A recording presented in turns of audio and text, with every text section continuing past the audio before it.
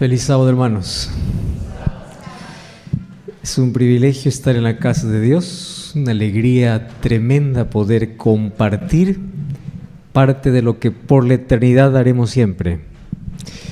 Alabar, adorar, estar en la presencia de Dios y escuchar la voz de Dios. Siempre venimos con el corazón preparado justamente para eso. Y una vez más vamos a pedir que Dios pueda hablarnos. Vamos a orar. Querido Dios, gracias por el privilegio que tenemos de poder estar reunidos en tu templo para poder escuchar tu voz. Que tu Santo Espíritu una vez más pueda tocar nuestra vida, pueda transformar nuestro ser y pueda prepararnos para tu reino. En el nombre de Jesús. Amén. El plan de salvación comenzó con una pregunta. Y la primera pregunta fue dada por Dios. A partir de allí va a haber un sinnúmero de preguntas en la Biblia. A veces Dios pregunta, a veces el ser humano pregunta. La primera pregunta, Génesis 3:9, ¿dónde estás? No era el lugar donde Adán se escondía. La pregunta de Dios iba más allá. ¿A qué distancia estás de mí? ¿Dónde estás? Cuando Caín mató a su hermano Abel, la pregunta de Dios fue: ¿dónde está tu hermano? No porque Dios no sabía dónde estaba o qué había hecho, sino era para que Caín pueda pensar qué es lo que realmente hizo. Luego vemos en Primera de Reyes, capítulo 17, que Dios un día pregunta para Elías: ¿qué haces aquí? No es porque Dios no sabía qué hacía Elías allí, sino era para que Elías pueda pensar si realmente estaba en el lugar correcto. Si te das cuenta, las preguntas de Dios no es por causa de la información que Él necesita, porque Él sabe todo. Las preguntas de Dios tienen que ver con restauración humana. ¿Dónde estás? ¿A qué distancia estás? Vuelve. Elías, ¿qué haces aquí? Caín, ¿qué has hecho? Es la oportunidad para que Caín pueda arrepentirse. Mas ni todos respondieron de la mejor manera las preguntas de Dios. Jesús, en el Nuevo Testamento encontramos que antes de hacer algún milagro de curación, la pregunta que hacía era: ¿tú quieres ser curado? ¿Realmente quieres la curación? Muchas de las preguntas que el ser humano tiene que responder tienen que ver con su restauración. Pero hoy quiero hablarte de otro tipo de preguntas. Las preguntas de información. Y las preguntas de información sí son humanas, porque el ser humano no conoce lo que Dios conoce. Y hay muchas cosas que el ser humano pregunta a Dios. ¿Y sabes? Dios no responde. Un día fue Dios quien preguntó a Job. En lugar de responder las preguntas de Job, Dios pregunta a Job y el ser humano no responde. Job no tiene cómo responder a Dios. Pero por otro lado encuentro muchas veces que hay preguntas que se hace Dios y Dios no responde. Vamos al libro de Habacuc, capítulo 1. Antiguo Testamento, un libro corto, un profeta menor. Habacuc, capítulo 1. Versículo 2 y versículo 3. Habacuc, capítulo 1, versículo 2 y verso 3. Es un libro pequeño, obviamente que para poder encontrarlo tenemos que pasar Daniel, Oseas, Joel, Amós, Jonás, Miqueas, Nahum, y ahí encontramos Habacuc. Casi ya terminando el Antiguo Testamento, porque luego solamente queda Zacarías y Malaquías. Un tercer libro antes que finalice el Antiguo Testamento. Habacuc capítulo 1, versículo 2 y versículo 3, dice así: ¿Hasta cuándo, oh Jehová, clamaré y no oirás? ¿Hasta cuándo daré voces a ti a causa de la violencia y no salvarás? ¿Por qué me haces ver iniquidad y haces que vea molestia? Destrucción y violencia están delante de mí, pleito y contienda se levanta. Y continúa el profeta: la ley es debilitada, el juicio no sale según la verdad, el impío asedia al justo, por eso sale torcida la justicia. Y continúa. La pregunta es: Señor, yo quisiera una información urgente. ¿Hasta cuándo? ¿Cuánto tiempo más? ¿Hasta cuándo tendremos que soportar más violencia, más injusticia? ¿Hasta cuándo? Y no hay respuesta. Y cuando Dios responde al profeta, es increíble lo que él le dice. Habacuc capítulo 2, versículo 2 y versículo 3. Ahora el mismo profeta dice: Jehová me va a responder. ¿Y cuál es la respuesta de Dios?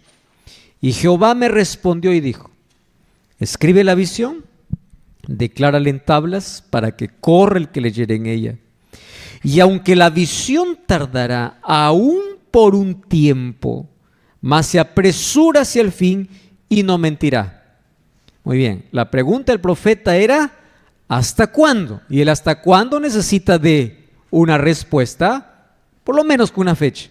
Y la respuesta de Dios es, versículo 3, la parte final: aunque tardare, espéralo, porque sin duda vendrá y no tardará. Y aquí cuya alma no es recta se enorgullece, mas el justo por su fe vivirá. Yo no esperaba una respuesta así. Cuando alguien te pregunta hasta cuándo, lo mínimo que tú esperas es, pues bueno, tal fecha, pronto, ya está. No, la respuesta de Dios es: aunque tarde, espéralo. Yo necesito constancia, necesito perseverancia. No necesito que tú te muevas en base a fecha para colocar un final a este asunto. Espera, porque lo único que te va a mantener hasta que llegue ese día es la fe. El justo vivirá por fe, no por sentimiento, no por circunstancia, no por lo que ocurra, sino vivirá por fe. Y vivir por fe es vivir confiando que aunque no sé hasta cuándo, sé que viene. No sé cuándo, pero sé que viene. Más la espera es activa, porque la fe no es pasiva. La fe es acción. ¿Y cómo yo espero confiando si no sé cuándo? El justo vive por fe. Una pregunta que me deja con un poco de sinsabor, no me dice cuándo. Vamos a ver Mateo capítulo 24. Otra vez. Mateo capítulo 24. Vamos a leer versículo 2 y versículo 3. Mateo 24, 2 y 3. Respondiendo Jesús les dijo: ¿veis todo esto? De cierto os digo que no quedará aquí piedra sobre piedra que no sea derribada. Verso 3. Estando él sentado en el monte de los olivos, los discípulos se le acercaron aparte diciendo: dinos, ¿cuál es la pregunta? ¿Cuándo serán estas cosas? ¿Y qué señal habrá de tu venida y del fin del siglo? Respondiendo Jesús les dice: mirad que nadie os engañe. ¿Cuál es la pregunta de los discípulos? ¿Cuándo? ¿Cuál es la respuesta de Jesús? Que nadie os engañe. ¿No les parece que están hablando idiomas diferentes? Están en diferente sintonía. Uno dice: dime cuándo. Que nadie te engañe. No, yo quiero saber cuándo. Y comienza Jesús a dar señales sin decir cuándo.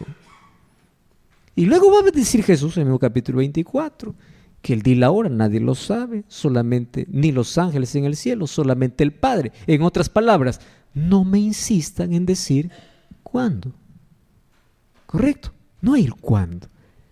Mira las señales son alerta. Vamos entonces ahora a Hechos capítulo 1. El ser humano no entiende a veces las respuestas de Jesús. Hechos capítulo 1, versículo 6 y versículo 8. Hechos 1, 6. Entonces los que se habían reunido preguntaron diciendo: Señor, ¿restaurarás el reino de Israel en este tiempo?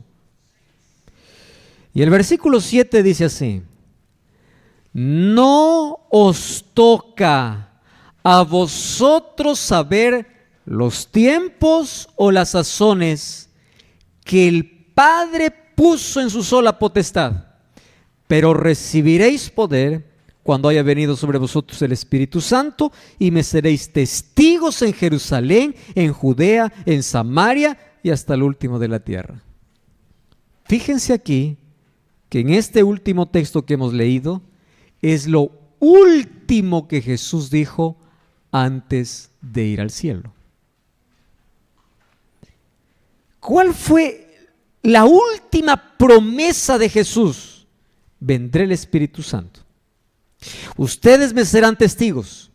Mientras los discípulos o la gente estaba preocupado si el reino ya va a ser restaurado, Jesús está preocupado que ellos no están ni preparados para predicar el evangelio. Entonces aquí vemos dos direcciones. El ser humano preguntando: Señor, ¿cuándo? ¿Ya? ¿Es ahora? Y Dios te dice: trabaja. Trabaja. Mi espíritu está.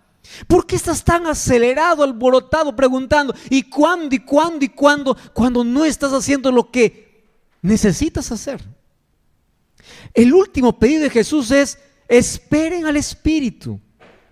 Y si ustedes quieren garantía de que yo vuelvo por segunda vez, es que antes de que yo vuelva por segunda vez, el Espíritu vendrá. Y si el Espíritu vino, entonces está garantizado mi segunda venida. Ya está.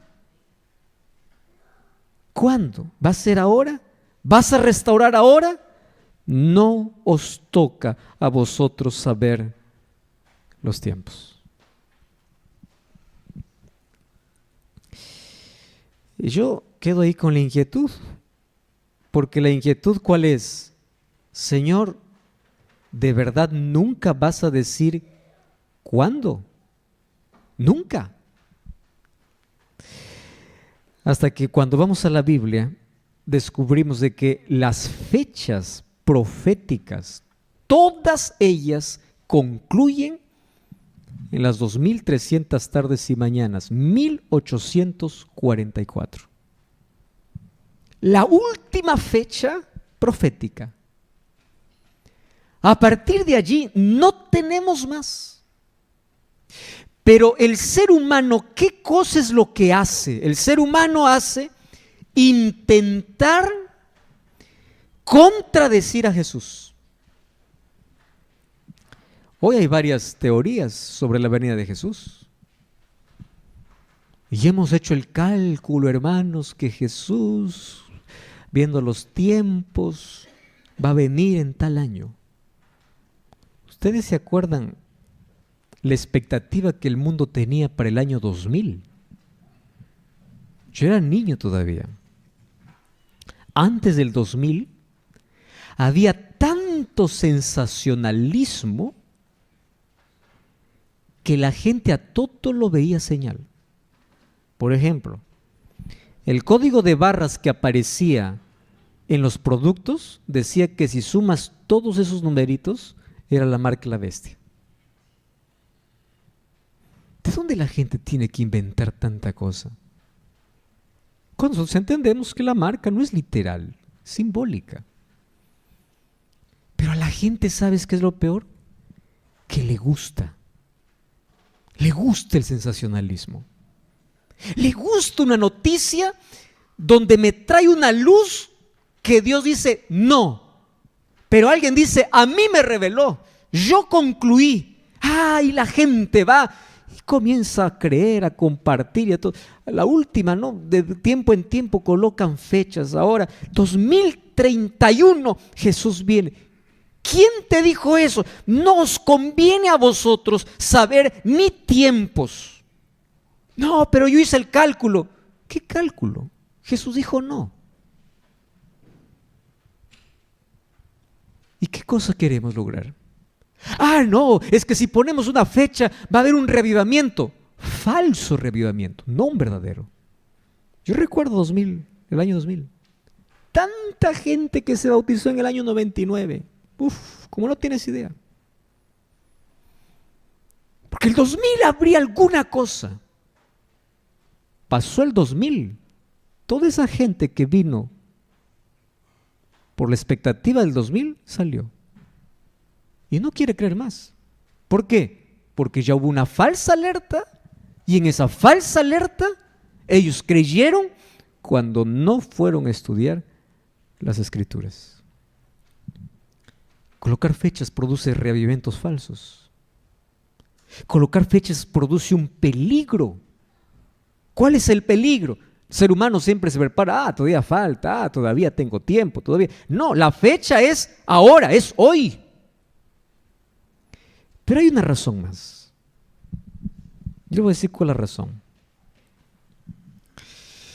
Es que el ser humano jamás iba a comprender el calendario divino.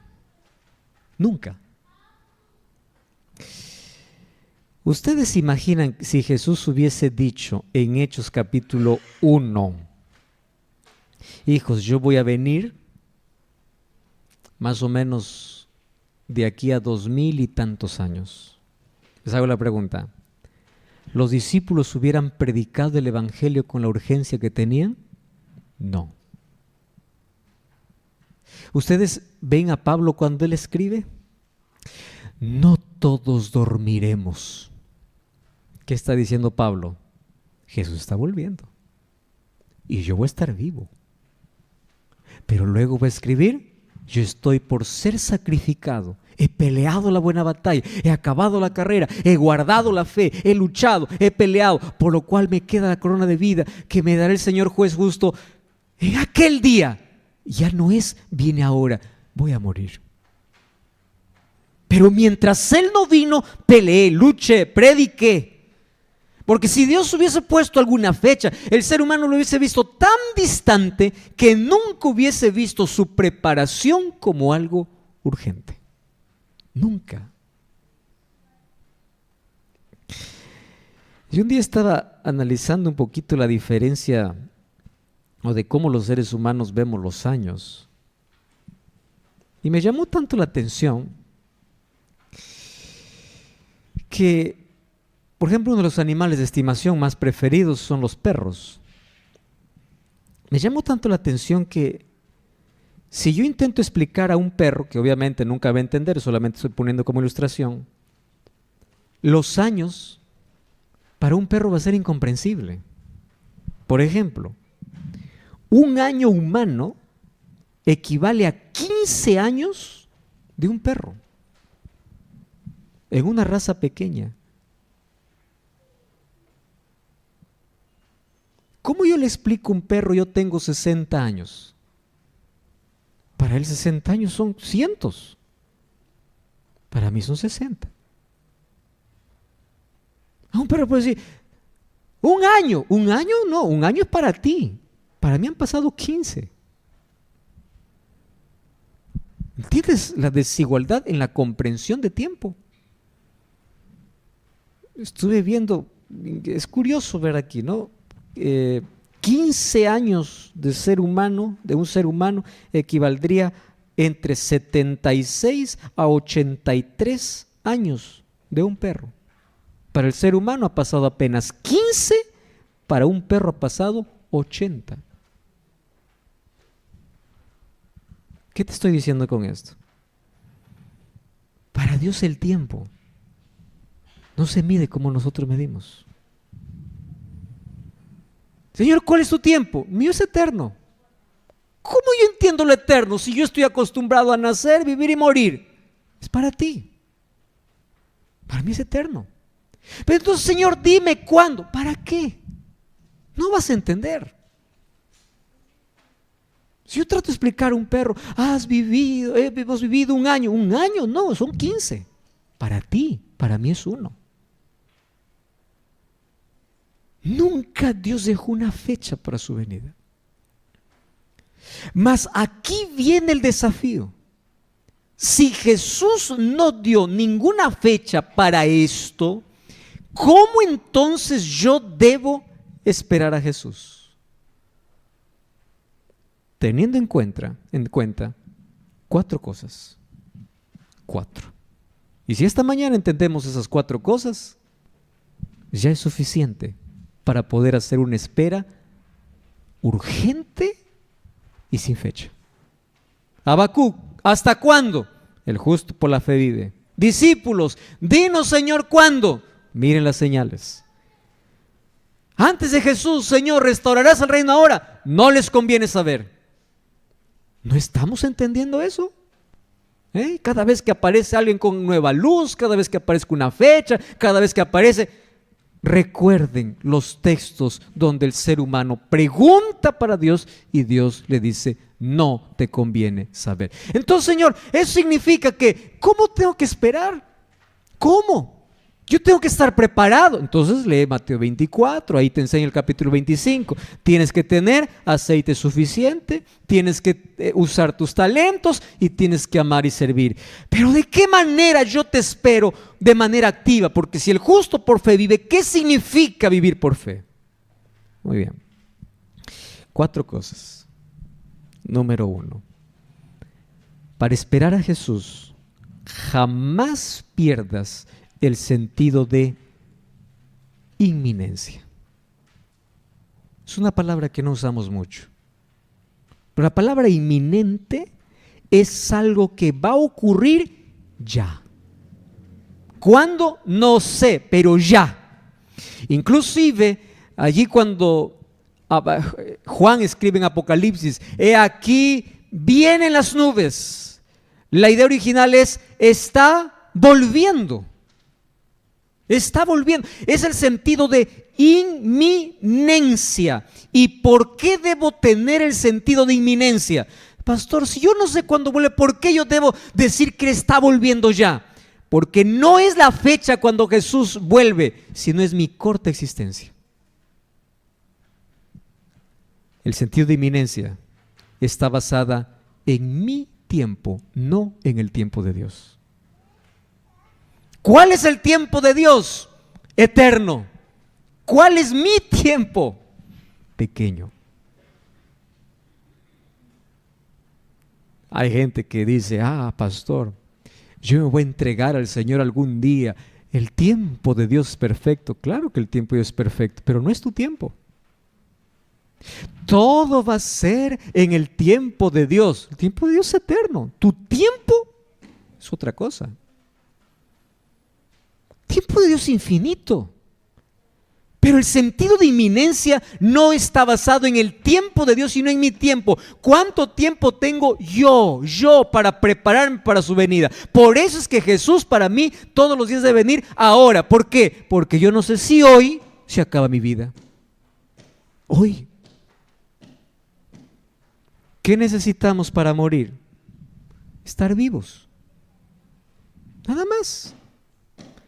No es que alguien tiene que estar enfermo, grave, en un hospital. No, el enfermo a veces vive más y el sano de un momento a otro muere. El sentido de inminencia es, Cristo está volviendo, no por su tiempo, es por mi tiempo. Yo no tengo mucho tiempo para prepararme para su encuentro. Soy yo, el problema es mi tiempo, no el tiempo de Dios. Por eso es que yo creo que Él está volviendo y cada día está más cerca. Porque si yo hoy cierro los ojos, para mí Jesús ya volvió. ¿Por qué? Porque yo voy a un estado de inconsciencia que lo primero que haré cuando abra los ojos será verlo. Se acabó, Jesús ya vino. Por eso es el sentido de inminencia. Todos los días. ¿Cuándo va a volver Jesús? Quizá hoy. Hoy. No es mañana, no es el otro año, no es el 2030, 2031, 2050, no, hoy. Eso me lleva a vivir una vida entregada. ¿Cómo tú vivirías si tú supieras que hoy es tu último día? Hoy. ¿Cómo lo harías? Yo he conocido muchas personas y obviamente esto es lindo, siempre me comparten planes, sueños, dice pastor, de aquí a unos 5 años, de aquí a unos 10 años, mire todo lo que hemos logrado, gracias a Dios.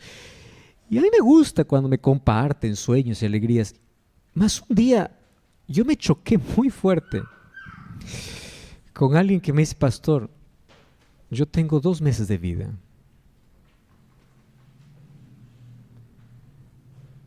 No hay sueños, no hay proyecto a 5 años. ¿Qué pasó? Estoy con una enfermedad terminal y ¿sabe una cosa?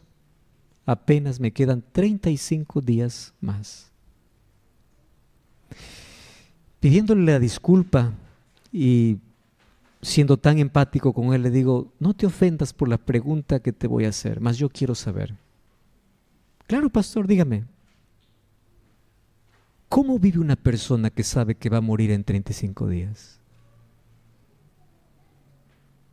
Y la respuesta de él me dejó impactado. Me dice, pastor, cuando usted sabe que tiene menos de 1 mes para morir, usted no se ocupa de las cosas que no sirven en la vida. Cuando tú trabajas en la vida queriendo acumular y acumular, es porque piensas que va a ser eterno. Pero cuando tú sabes que vas a morir, tú empiezas a valorar lo que es importante. ¿Y qué es importante? Familia. ¿Qué es importante? Dios. Entonces, como yo sé que tengo poquísimos días de vida, yo todavía hago mis actividades, yo todavía estoy delegando, pero mi mayor tiempo es Dios, familia, Dios, familia, Dios, familia, porque eso es lo importante. Lo demás, yo lo voy a dejar. Y ahí yo pensé, ¿cómo me gustaría que todos nosotros, los seres humanos, tuviéramos 35 días de vida? No porque vamos a morir ya, sino para vivir de la manera que buscamos lo que realmente es importante. Cuando uno sabe que ya va a morir, ya no le importa más estar peleándose con todo el mundo, guardando rencor, guardando odio. No, ¿por qué? ¿Para qué? Ya voy a morir. Ese es el sentido de inminencia. Si Jesús viene hoy, ¿por qué necesito estar peleando? ¿Por qué necesito estar haciendo esto? ¿Por qué necesito estar siguiendo tras las cosas de esta vida? ¿Por qué? ¿Por qué? No hay necesidad de ese qué. ¿Por qué? Porque la venida de Jesús es inminente.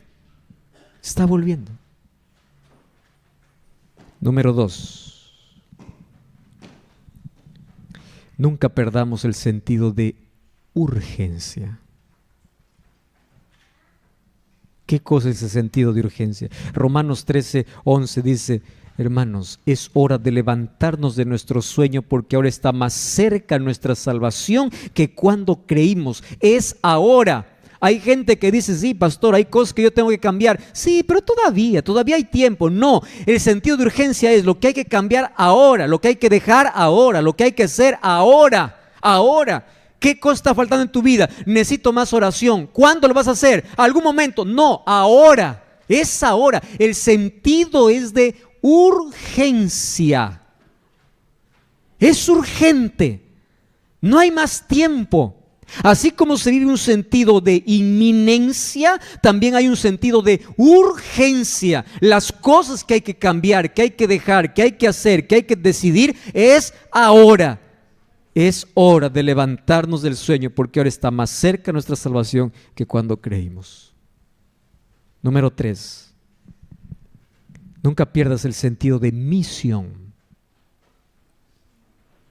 ¿Qué cosa es el sentido de misión? Recuerda que Jesús te entregó una misión. Ahora nosotros estamos a veces muy confundidos. Pensamos que la misión es de la iglesia. No, hermanos, la misión es de Dios. Pero Dios nos ha otorgado el privilegio de ser parte de una misión de salvación. El evangelio tiene que ser predicado. Los ángeles quisieran predicar y dicen, no, es para el ser humano. Dios puede concluir con el evangelio en un segundo. Puede hacerlo, no lo necesita de nosotros. Mas la misión nos entregó porque a nosotros nos hace bien. Entonces la iglesia que trabaja, la iglesia que permanece activa, la iglesia que mira a los perdidos para salvar, está dejando de mirar los defectos que hay entre los hermanos dentro. Pero aquel que pierde su visión de quién se debe salvar, está mirando quién se viste así, quién me saluda, quién no me saluda, qué hace él, qué hace fulano. Dios no te ha mandado ver defectos en la iglesia. Dios te ha mandado a traer personas de afuera para este hospital. Misión. Tu misión no es ver defectos. Tu misión es traer personas. Hay algunos que se equivocaron de misión. El diablo tiene la misión de acusar y se equivocaron de misión. Nuestra misión es salvar. No es apuntar con el dedo, es abrir los brazos para abrazar. No es apedrear, es extender la mano para levantar. La misión que Cristo nos dio. Yo te dejo una tarea. Yo quiero que me esperes ocupado, haciendo algo, porque no existe una cosa más deliciosa en la vida que hacer una espera ocupada. Yo te digo, mira, yo quiero que mañana nos encontremos en tal lugar. ¿A qué horas? Más o menos al mediodía. Mediodía para ti puede ser las 12, para mí puede ser 12:30, 1. ¿Qué horas exacto? No te digo, mediodía te digo. Entonces, como tú eres puntual, dices, probablemente porque no me espero, yo voy a ir desde las 11. Desde las 11 voy a estar esperando. Te vas, te sientas, estás mirando el reloj, 11:30, ya pasó media hora, como si hubiesen pasado 5 horas. Llegó las 12, ya es el mediodía, es ahora que tiene que venir. Ahí estás pensando, no sabiendo qué hacer, miras el reloj, han pasado apenas 2 minutos y parece que pasó 10 horas. Y luego a las 12:15, 12:20, ya este es mentiroso, este no va a venir. A las 12:25 te vas y dices, me mintió, me dijo al mediodía, yo estuve desde las 11, estuve ahí como 10 horas, apenas estuviste esperando 15 minutos y te fuiste. Y a las 12:30 aparezco. Así es la espera de aquel que solamente mira el reloj. Es triste la espera de aquel que solamente está viendo qué señal, qué papa vio, qué pasó aquí, cuál es la noticia. Qué triste la espera de esa persona. Más la espera es, no importa lo que suceda, sé las señales que tienen que suceder, está bien, que sucedan en su tiempo. Mi misión es predicar. Ahora es diferente que yo te diga, mañana, mientras me esperas, tú vas a estar haciendo algo. Yo voy a llegar a cualquier hora del mediodía, pero antes de que yo llegue el mediodía, yo quiero que allí tú puedas repartir un libro, el libro misionero de este año, a todos los que viven en la cuadra. Entonces tú vas, 11 igual, y yo le digo, pero que no falte ninguno. Tocas la puerta, está cerrada, pasas a la otra, entregas, luego vuelves a la que no te abrió, luego pasas a la otra y ves el reloj, ya son las 12, pero qué rápido. No pasó rápido, estás ocupado. El tiempo es el mismo, pero estás tan ocupado en cumplir una tarea que la espera se hace agradable. Y de pronto miras, ya son las 2:05, tengo que acabar. Y aparezco. ¿Cómo estuviste? No sé, pasó rápido el tiempo. No pasó rápido, pasó el mismo tiempo, pero estuviste ocupado.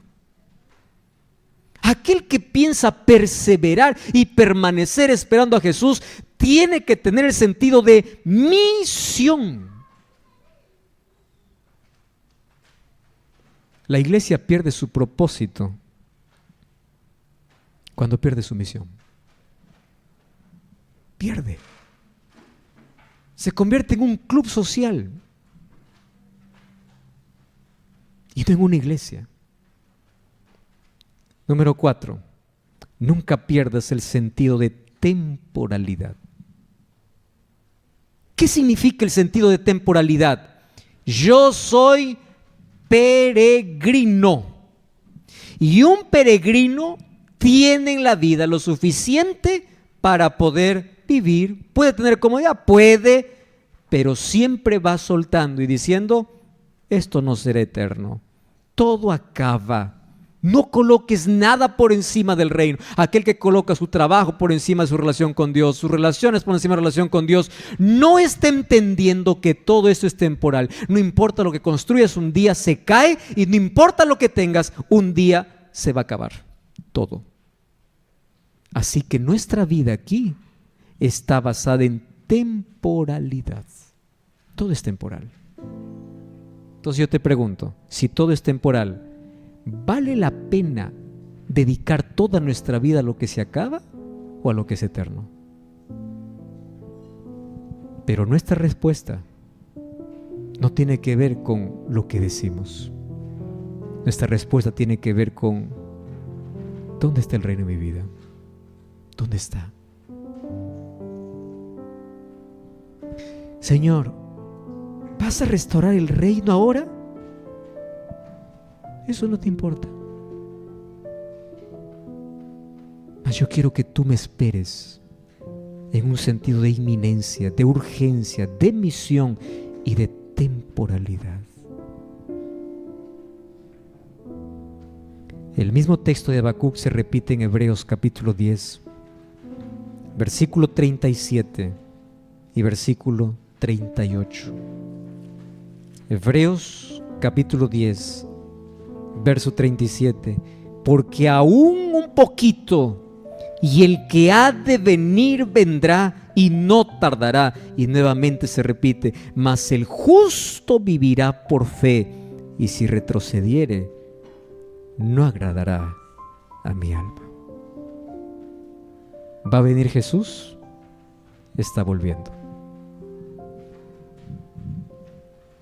Espéralo de manera inminente, urgente, misionera y temporaria, porque aquel que ha de venir, vendrá.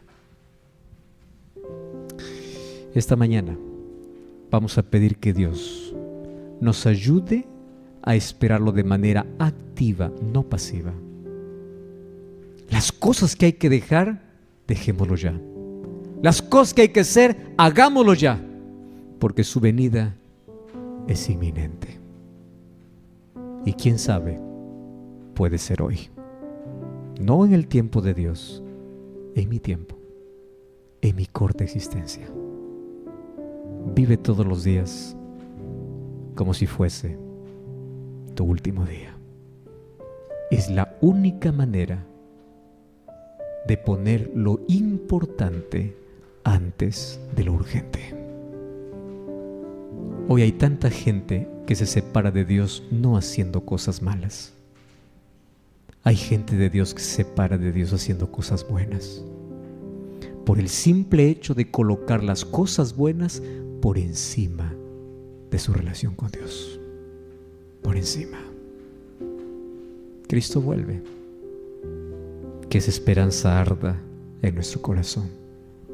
¿Cuántos queremos vivir a partir de hoy teniendo en cuenta esos 4 sentidos? Amén. Ponte de pie donde estás y vamos a orar, pidiendo que Dios pueda ayudarnos a esperarlo de la manera como Él nos pide. Querido Dios, en esta mañana estamos aquí una vez más, pidiéndote por favor que en nuestro corazón puedas avivar la esperanza de tu segunda venida. Hay muchos que están esperando tu venida desde hace mucho tiempo y parece larga la espera porque estamos esperando de una manera incorrecta. Otros quieren apresurar tu venida colocando fechas y haciendo cálculos totalmente innecesarios. Ayúdanos a esperarte de manera correcta.